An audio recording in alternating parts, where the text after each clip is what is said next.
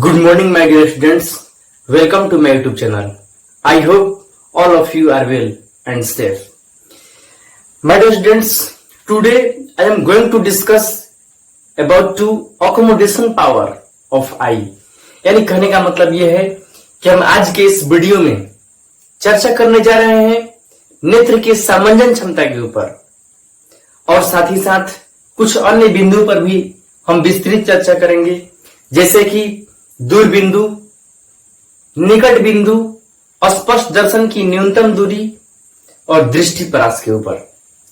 परंतु बच्चों, उससे पहले मैं आप सबों को तहे दिल से धन्यवाद देता हूं, क्योंकि आप सबों ने हमारे पिछले लेक्चर का बेहतरीन नोट्स बनाया है और कई लोगों ने उस नोट्स को हमारे पास भेजा भी है। तो बच्चों, ऐसे बच्चों पर हमें बहुत गर्व है बच्चों, और जो लोग नहीं बनाए हैं वो नोट्स बनाना स्टार्ट कर दें बच्चों। तो इस लेक्चर को स्टार्ट करने से पहले हम आपको पिछले लेक्चर से संबंधित एक प्रश्न दे रहे हैं, जिस प्रश्न को आप बोर्ड पर देख सकते हैं। ये पिछले लेक्चर से इसका आंसर मिल सकता है, जो कि है नेत्र लेंस और रेटिना के बीच की दूरी लगभग कितनी है। हाँ, ये नेत्र लेंस अगर है और ये रेटिना है तो इसकी बीच की दूरी बतानी है आपको। तो चलिए फटाफट आप सब जवाब कमेंट बॉक्स में भेजिए, हमें आपके आंसर का इंतजार है बच्चों। इस क्वेश्चन को देखिए और इसका आंसर भेजिए बच्चों। My dear students, myself engineer Deepak sir, let's start your topic. तो देखिए बच्चों, सामंजन क्षमता पर बात शुरू करने से पहले और हमारा पिछला लेक्चर जो कि नेत्र के बनावट के बारे में है और नेत्र किस तरीके से देखता है उसके बारे में है। अगर उसे नहीं देखे हैं तो उसे पहले देख लीजिए, ताकि आप इस लेक्चर को अच्छे से समझ सकें। तो चलिए शुरू करते हैं बच्चों। हम लोग अपने जीवन में अनुभव करते हैं कि हम लोग सभी तरह के वस्तुओं को देख पाते हैं, चाहे वो वस्तु नजदीक में ही स्थित क्यों ना हो या फिर वो दूर स्थित वस्तु हो, तो हम दोनों को ही देख लेते हैं। आखिर क्यों देख पाते हैं? क्योंकि दोनों का ही प्रतिबिंब बन जाता है हम लोगों के रेटिना पर। तो रेटिना पर प्रतिबिंब बन जाता है, इसका अर्थ क्या हुआ कि अगर ये हमारा नेत्र है तो नेत्र का जो लेंस है वो कुछ इस तरीके से है और वो सभी वस्तुओं का फोटो अपने रेटिना पर बना पाता है। चाहे वो वस्तु कहीं भी हो, यहाँ पर हो तब भी उसका फोटो यहाँ पर बनाता है वो, और वो पास में हो तब भी यहीं पर फोटो बनाता है, और पास में हो तब भी यही फोटो बनाता है। बच्चों, ये कैसा गुण है? अगर उत्तर लेंस के हम गुण को देखें तो हमने आपको उत्तर लेंस के गुण यानी उत्तर लेंस में प्रतिबिंब बनने की स्थितियों के बारे में आपको हमने बताया है। उसमें हम लोगों ने पढ़ा है कि जब, जैसे कि ये हो गया आपको F1, 2F1 और इस तरह सीधे भी होते हैं F2 और 2F2। जब इसमें वस्तु और लेंस के बीच की दूरी बदलती, यानी वस्तु यहाँ है तो फोटो यहाँ पर बन रहा है, जब वस्तु यहाँ पर आता है तो फोटो यहाँ पर बनता है, वस्तु यहाँ पर आता है तो फोटो और आगे जाता है। यानी जब वस्तु पास आता है तो जो प्रतिबिंब है वो भी दूरी पर जाने लगते हैं। परंतु इसमें कैसी प्रक्रिया हो रही है कि वस्तु कहीं भी है, चाहे वस्तु पास आ रहा हो चाहे वस्तु दूर हो, सबका प्रतिबिंब रेटिना पर बनता है। यानी कि यहां से 2.5 सेंटीमीटर दूरी पर बन रहा है। आखिर ये कौन सा लॉजिक है, इसे समझना है हम लोग को। जबकि इसमें हम देखते हैं कि इसका प्रतिबिंब दूरी तो यही रह जा रहा है, यानी भी का मान इसका यही है, परंतु इसमें प्रतिबिंब दूरी बदलता है। आखिर कैसे? थोड़ा सा इस अंतर को समझते हैं।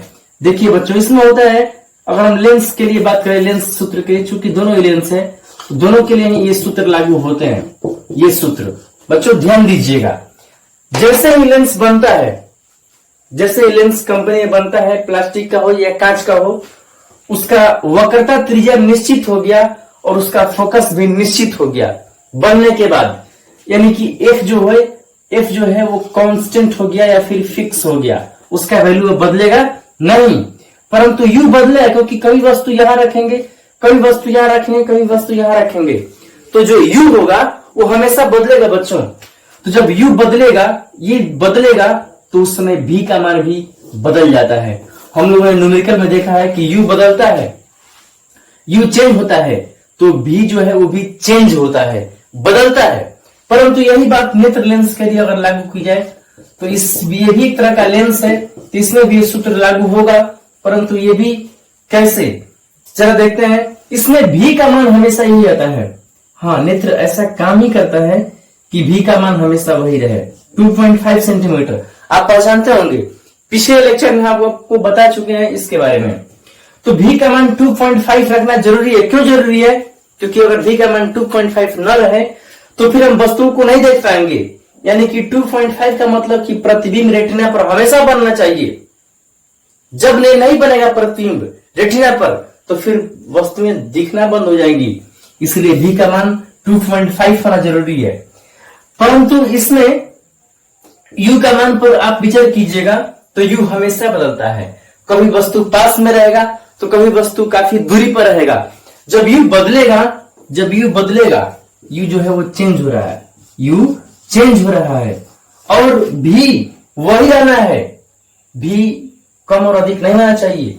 ऐसे में लेंस अपने आप को बदल लेता है, इसका फोकस ही चेंज होने लगता है बच्चों, फोकस इसका बदलने लगता है। ये चूंकि प्लास्टिक का नहीं है, शीशा का नहीं है, ये बना है मांस का, जो कि पारदर्शी होता है।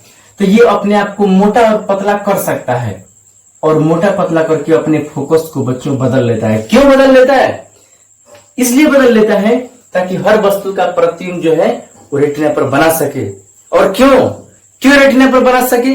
क्योंकि जब रेटिना पर बनेगा नहीं फिर हम कैसे देख पाएंगे। इसलिए देखने के लिए बहुत जरूरी है बच्चों। देखिए कितना अद्भुत लेंस भगवान ने हमारे नेत्र में फिट किया है। तो बच्चों, सामंजन क्षमता की परिभाषा यहीं पर हम लोग तो अब समझ जाएंगे। सामंजन क्षमता किसे कहते हैं? तो नेत्र लेंस की वह क्षमता, ध्यान दीजिएगा, नेत्र लेंस की वह क्षमता जिसके कारण वह विभिन्न दूरियों पर स्थित वस्तुओं को देखने के लिए अपने फोकस दूरी को बदलकर प्रतिबिंब हमेशा रेटिना पर ला देता है। तो इसी क्षमता को सामंजन क्षमता कहते हैं। यानी हम कह सकते हैं कि नेत्र लेंस की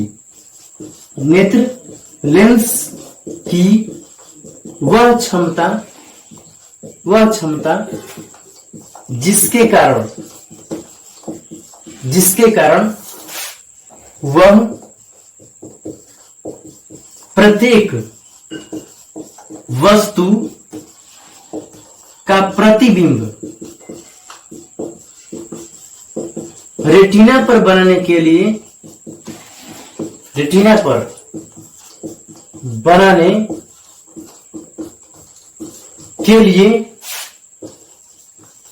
अपने फोकस दूरी को बदलता है, उसे सामंजन क्षमता कहते हैं। उसे सामंजन क्षमता कहते हैं। हाँ बच्चों, क्या चीज है? तो नेत्र लेंस की वह क्षमता, माने ऐसा पावर जिसके कारण, मैंने उस पावर के कारण वह प्रत्येक वस्तु का प्रतिबिंब रेटिना पर बनाने के लिए, हर वस्तु का फोटो इसी पर यानी भी का मान फिक्स रखने के लिए क्या करता है? करने के लिए अपने फोकस दूरी को बदलता है। वह अपने फोकस दूरी को ही बदल लेता है। तो इसी को हम लोग बोलते हैं सामंजन क्षमता। बच्चों, डेफिनेशन देने के बाद आप परिभाषा को लिख लीजिए। तो देखिए बच्चों, फोकस दूरी बदलने की दो सीमाएं हैं। फोकस दूरी जो बदलता है, एक उसका हायर सीमा है, एक इसका लोअर सीमा है। तो देखिए हम बात करते हैं एक एक बहुत ही विस्तृत तरीके से। जब दूर यानी अनंत के वस्तु को देखते हैं, जब हम अनंत के वस्तु को देख रहे होते हैं, जैसे कि सूर्य, चंद्रमा, या फिर अपने सामने भी काफी दूरी पर 100-200 मीटर दूरी पर देखते हैं, तो उसको भी हम लोग अनंत माना करते हैं। तो वहां देखते हैं तो क्या होता है, जब दूर के वस्तुओं को देखते हैं तब सिलेरी मांसपेशियों में तनाव कम रहता है। इन मांसपेशियों में तनाव कम रहता है, जिससे क्या होता है, लेंस की वक्रता कम हो जाती है। जो लेंस का जो टेढ़ापन है, जो लेंस टेढ़ा होता है उसका टेढ़ापन कम होता है, उतना वक्र नहीं, एक तरह से ये अधिक वक्र लेंस है। ये अधिक वक्र लेंस है और ये कम वक्र लेंस है। तो जो लेंस की वक्रता है कम हो जाती है कब, जब हम दूर के वस्तु को देखते हैं तब लेंस पतला हो जाता है। लेंस हो गया पतला, ये टेढ़ा इतना हुआ और ये कम टेढ़ा हो गया, तो लेंस पतला हो गया, कम टेढ़ा वाला दो सतह मिलेगा तो क्या होगा कि वो पतला लेंस बन जाएगा और फोकस जो होता है वो बढ़ जाता है। पतले लेंस का फोकस बड़ा होता है बच्चों, मोटे लेंस का गोला इस तरह से होगा तो यहीं पर हो जाएगा उसका। अब पतला लेंस का गोला बहुत बड़ा होगा तो इसलिए उसका जो सेंटर होगा बड़ा होगा, उसकी फोकस भी बड़ी होगी। तो पतले लेंस होने से जो उसका फोकस होता है वो बढ़ जाता है। ऐसे में इस सिचुएशन में हमें इच्छा है कि इसकी फोकस दूरी कितना बढ़ती है, आखिर कितना फोकस दूरी का लेंस हो जाता है। तो चलिए इसे हम पता कर सकते हैं। यहाँ पर देखिए हम इसके लिए लेंस सूत्र यूज करेंगे, उसके लिए कुछ डाटा। यू वस्तु कहाँ है, अनंत पर है, यानी माइनस अनंत, ये अनंत का चिन्ह है। प्रतिबिंब कहाँ बन रहा है, 2.5 सेंटीमीटर। हाँ बच्चों, ये हम आपको पिछले वीडियो में बता चुके हैं कि 2.5 यहां से लेकर के और यहां तक की दूरी होती है, यानी रेटिना और लेंस के बीच की दूरी 2.5 सेंटीमीटर प्लस में। क्यों, क्योंकि लेंस से उधर, और मान लीजिए इस तरीके से अनंत से किरणें आ रही हैं तो आपस में समानांतर होती हैं और उसका प्रतिबिंब बना रहा है वो रेटिना पर बना रहा है प्रतिबिंब। तो इस तरीके से ये है। अब देखिए हमें फोकस पता करना है, बहुत ही आसान है, हमें लेंस सूत्र यूज कर लेंगे। क्या लेंस सूत्र है, 1/f = 1/b - 1/u। तो 1/f तो हमें फाइंड करना है, ज्ञात करना है। हमें v चाहिए तो यहाँ पर v कितना है, 2.5 सेंटीमीटर, माइनस u कितना है तो माइनस अनंत है। बच्चों 1/f = 1/2.5 प्लस 1/में अनंत। बच्चों 1/, अनंत का मान जो होता है वो 0 होता है। 1 रुपया है और उससे अनंत लोगों में बांटना है, कितना पड़ेगा, कुछ नहीं पड़ेगा, ठेंगा। यानी कि इसी को हम बोलते हैं कि कुछ नहीं, 0 होगा।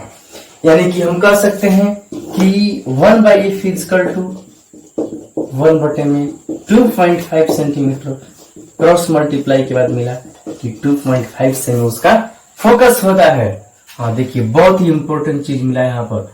जब हम दूर के वस्तुओं को देखते हैं बच्चों, तो उस समय जो हमारा नेत्र लेंस होता है, नेत्र लेंस जो होता है उसका फोकस 2.5 से में होता है। उस समय क्षमता कितना होती होगी, देखिए ये मैक्सिमम होता है। मैक्सिमम का मतलब होता है अधिकतम, ये अधिकतम फोकस दूरी है बच्चों। हाँ, इस समय इसका क्षमता कितना होता है, देखिए तब क्षमता, तब नेत्र लेंस की क्षमता, नेत्र लेंस की क्षमता की अगर हम बात कर लें तो कितना होता होगा बच्चों। क्षमता ज्ञात करने के लिए अगर सेंटीमीटर है तो 100/f सूत्र है, तो 100 अब बटे में फोकस कितना है बच्चों, 2.5 है। तो एक काम करते हैं, 100 × 10/25। आप समझते होंगे, दशमलव हटा है तो ऐसे हुआ है 25 × 4 = 100 और ये हो गया 40 डायप्टर। हाँ, जब हम दूर के वस्तुओं को देख रहे होते हैं तो हमारा जो नेत्र है उसका जो लेंस है, उसका जो क्षमता होती है वो 40 डायप्टर होता है। बस इसको भी आप नोट कीजिए। फिर आपको बताते हैं दूसरी स्थिति, जब उसका जो देखते हैं वो नजदीक पर हम देखें। अब देखिए बच्चों, हम लोग क्या करते हैं कि निकट के वस्तुओं को जब देखते हैं तो उस सिचुएशन में क्या होता है, तो देखिए जैसे कि अनंत पर वस्तु था तो लेंस पतला था, लेकिन जैसे जैसे अनंत से वस्तु हम नजदीक लाते हैं, नेत्र के नजदीक लाते हैं वस्तु को, अनंत से नजदीक लाते हैं, उस क्रिया में जो मांसपेशियों में तनाव कम रहता है वो बढ़ने लगता है। वो तनाव बढ़ा करके और लेंस पर दबाव डालते हैं, जिससे लेंस मोटा होने लगता है। जिससे वस्तु नजदीक आता है लेंस मोटा होने लगता है। हाँ, अधिक होता है। देखिए जब निकट के वस्तुओं को देखते हैं तब सिलेरी मांसपेशियों में तनाव अधिक होता है, जिससे लेंस की वक्रता बढ़ जाती है। लेंस की जो ये अधिक टेढ़ा होने लगता है, अधिक टेढ़ा होने लगता है, इससे किसी की मोटाई बढ़ जाएगी, तब लेंस मोटा हो जाता है। और जो उसका फोकस दूरी घट जाए क्योंकि अधिक मोटा हुआ तो उसका छोटा सा वृत्त बनेगा, उसकी छोटी फोकस दूरी ही होगी।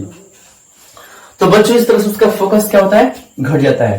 तो जैसे जैसे हम पास लाते हैं तो इसके पास लाते हैं तो लेंस अपने को बदलते रहता है, यानी अपने मोटाई को बदलता है, जिससे फोकस घटते जाती है और पास आने पर भी प्रतिबिंब रेटिना पर बनते रहता है।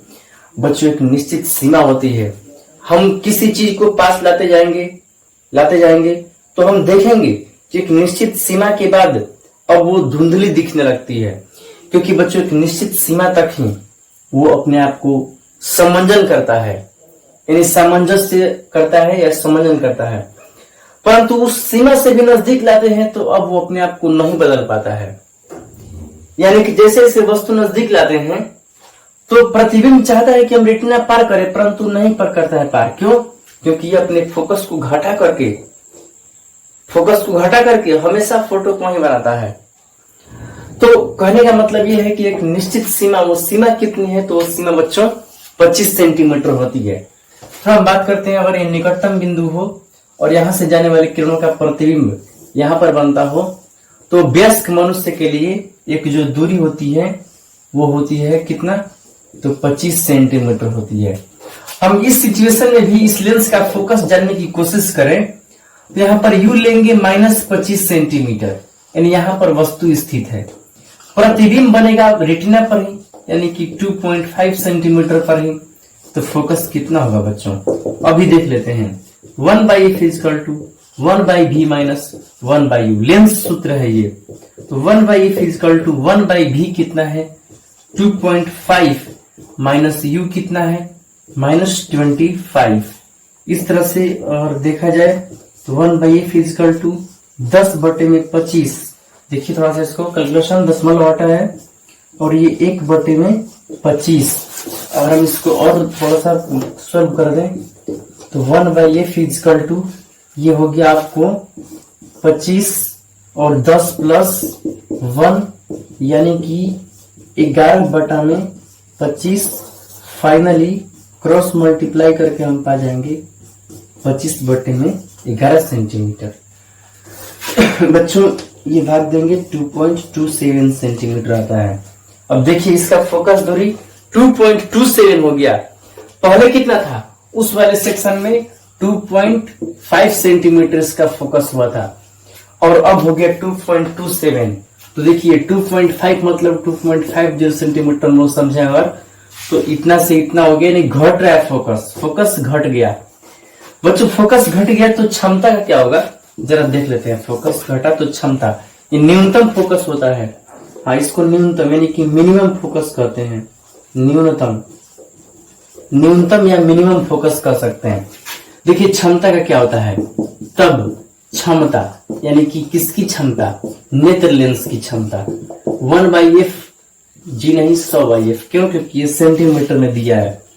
तो बच्चों हम लोग इसमें वैल्यू पुट ओवर करेंगे तो 100 में फोकस का मान ये दशमलव में है, हम इसको रख देते हैं, कोई अंतर नहीं पड़ेगा, थोड़ा सा शुद्ध मान भी मिलेगा इससे। तो 11/25, 25 चौके 100 यानी कि 44 डायप्टर।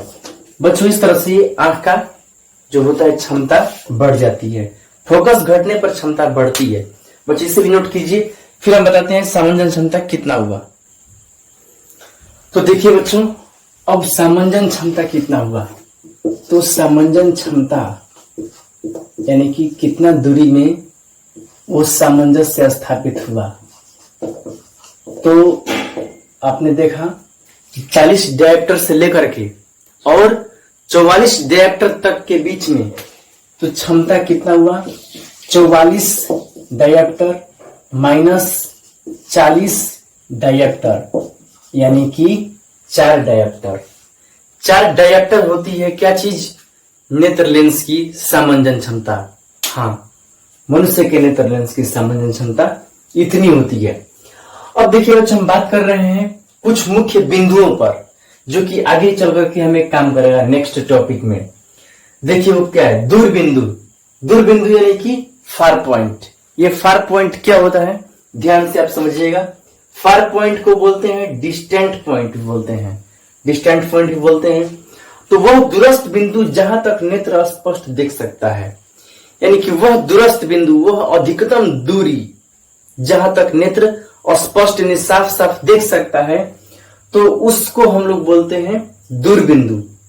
वो अधिकतम दूरी जहां तक देखा जा पा रहा है तो उसको हम लोग बोलते हैं दूरबिंदु, जिसे एफ से सूचित करते हैं। हाँ, उस बिंदु को जहां तक देख पा रहे हैं हम लोग, तो उस अधिकतम दूर पर स्थित बिंदु को हम लोग एफ से सूचित करते हैं। और उस बिंदु से लेकर के नेत्र तक की दूरी को, यानी नेत्र से लेकर के जितना अधिक दूरी तक हम देख पा रहे हैं वहां तक के दूरी को हम डी से सूचित करते हैं, डी से। तो डी का मान कितना होता है? तो स्वस्थ अगर नेत्र है, नेत्र में कोई खराबी नहीं है, तो अनंत है, यानी कि हम अनंत तक का देख सकते हैं बच्चों। हाँ, हम अनंत तक का देख सकते हैं, यानी कि हम बहुत दूरी तक देख सकते हैं। हम सूर्य को भी देख सकते हैं, देखते ही हैं, कोई नई बात नहीं है। तो ये चीजें हैं। हम यहां से पटना भी देख सकते हैं, कब? जब बीच में कुछ भी ना रहे तब, और वहां पर एक चमकती वस्तु रहे तब, यानी कि देखने की पावर अनंत होता है। किसका? नेत्र स्वस्थ है उसका। अब देखिए, निकट बिंदु किसे बोलते हैं हम लोग? निकट बिंदु को बोलते हैं नियर पॉइंट, यानी कि क्या होता है? देखिए, वह निकटस्थ बिंदु, निकटस्थ मतलब कि निकटतम या अधिक निकट, वह निकटस्थ यानी कि सबसे निकट बिंदु नेत्र के निकट, जहां तक, यानी जहां तक नेत्र स्पष्ट देख सकता है, यानी वह निकटस्थ बिंदु जहां तक देख सकते हैं। यहां तक हम नहीं देख पा रहे हैं, यहां तक देख पा रहे हैं, तो ये बिंदु जो होगा वो निकट बिंदु कहलाएगा। नेत्र से यहां तक की जो दूरी होगी उसको हम, उस बिंदु को हम एन से सूचित करेंगे और दूरी को डी से। देखिए आगे बताते हैं आपको। तो एन से सूचित करते हैं किसको? वह निकटतम बिंदु को। अब देखिए नोट में, सामान्य नेत्र के लिए, सामान्य नेत्र जो है उसके लिए क्या है? निकट बिंदु नेत्र से 25 सेमी पर होता है। हाँ, नेत्र से 25 सेमी तक, हम 25 सेमी तक देख सकते हैं। उससे नजदीक करेंगे तब वो धुंधला नजर आता है, स्पष्ट नजर नहीं आ पाता है। साथ ही उस समय मांसपेशियां, यानी शरीर मांसपेशियां भी तनावयुक्त होती हैं, और पास करेंगे नेत्र में दर्द जैसा होने लगता है। तो 25 सेमी होता है बच्चों सामान्य नेत्र के लिए, जिसे हम कहते हैं, इस 25 सेमी को नाम है, क्या नाम है? अस्पष्ट दर्शन का न्यूनतम दूरी। देखिए, अस्पष्ट दर्शन का न्यूनतम दूरी कहते हैं, यानी कि least distance of distinct vision, इसको हम लोग कहते हैं बच्चों, जिसे डी से सूचित करते हैं, कैपिटल डी। यानी क्या है कैपिटल डी? कहां से कहां तक? तो नेत्र से लेकर के और जहां तक हम साफ साफ देख पा रहे हैं, निकट पॉइंट तक, निकट पॉइंट तक डी माना जाता है। और इसी डी का मान होता है कितना? 25 सेंटीमीटर। बच्चों, वयस्क मनुष्य के लिए है, वयस्क मनुष्य यानी कि जो 25 से 30 वर्ष का है उसके लिए ये दूरी होती है वयस्क मनुष्य के लिए। लेकिन अगर वयस्क मनुष्य नहीं है, छोटा बच्चा है, तो उस समय जो उसके देखने की जो न्यूनतम दूरी होती है, जो नियर पॉइंट होता है, वो बच्चे बहुत निकट तक कहीं देख लेते हैं। वो 5 सेमी से भी देख सकते हैं, 5 सेमी, 10 सेमी, 12 सेमी तक, वो 12 सेमी तक से ही देखना वो शुरू कर देते हैं और अनंत तक देखते हैं बच्चों। परंतु जैसे जैसे उम्र बढ़ती जाती है वैसे वैसे ये 25 सेमी ही नहीं रहता। उम्र वृद्धि के साथ जो ये दूरी है ये बढ़ने लगती है बच्चों, 25 सेमी भी बढ़ करके आगे तक चला जाता है। अब देखिए, दृष्टि परास क्या है? यानी कि रेंज ऑफ विजन, दृष्टि परास। तो दूर बिंदु और निकट बिंदु के बीच के दूरी को, हाँ, दूर बिंदु यानी कि स्वस्थ नेत्र है तो अनंत, और निकट बिंदु यानी कि 25 सेमी के बीच के जो दूरी है उसको दृष्टि परास यानी दृष्टि रेंज, यानी कि हम कितना एरिया में देखते हैं, कितना रेंज में देख पाते हैं, उसी को हम लोग बोलते हैं बच्चों दृष्टि परास। अतः देखिए क्या होता है, स्वस्थ नेत्र, स्वस्थ और वयस्क नेत्र, स्वस्थ है और वयस्क है मतलब कि उसका उम्र वो 25, उसका उम्र जो है 20, 25, 30 के आसपास है, वो वयस्क मनुष्य है, तो उसका नेत्र का जो दृष्टि परास है वो डी से, और डी हो तो 25 से अनंत होगा। हाँ, अगर स्वस्थ है तब। परंतु बच्चों अस्वस्थ होने पर जब व्यक्ति का नेत्र अस्वस्थ होते हैं उस सिचुएशन में ये जो 25 है ये गड़बड़ होता है, या फिर अनंत जो है वो गड़बड़ होता है, या दोनों ही गड़बड़ होते हैं। बच्चों इस चीजों का विवरण हम नेक्स्ट वीडियो में करेंगे। यानी नेक्स्ट वीडियो हम देखेंगे मानव के दृष्टि दोष के बारे में, निकट दृष्टि दोष, दूरदृष्टि दोष, जरा दृष्टि दोष और अबिंदुकता, इन सब के बारे में हम नेक्स्ट वीडियो में देखेंगे। तब तक के लिए बहुत बहुत धन्यवाद।